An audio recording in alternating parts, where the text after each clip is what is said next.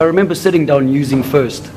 I remember specifically sitting in the female toilet. I remember that moment of entering the female toilet, and I remember closing the cubicle door, and I remember using my drugs, and I even had my beer glass with me in the toilet. It's difficult to describe for me what happened at that moment. It's one of the hardest things that I've ever had to say, especially with the press and the media around. It's very sensitive to me, and it's something that breaks me every day. It's something that I have to live with every day. It's something I can't take back. What was your state of mind at the time?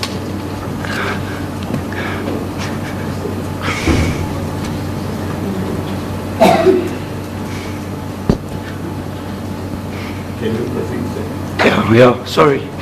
I would say at the time I didn't really care about anything. I was high for a few days, so nothing really mattered to me. Like I said, I was doing things with impulse, making decisions, not really caring about consequence. I guess I was angry, and in that state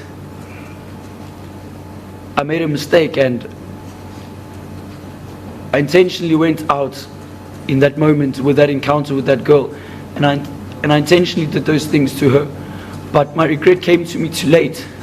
My regret came to me, and I realized, I knew exactly in that moment what I was doing, but I guess with my mental state, it's not that I wasn't aware of what I was doing.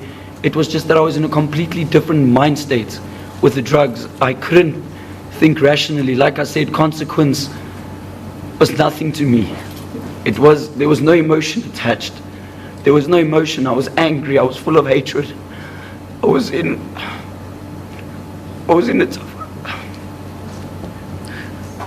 a tough place in my life.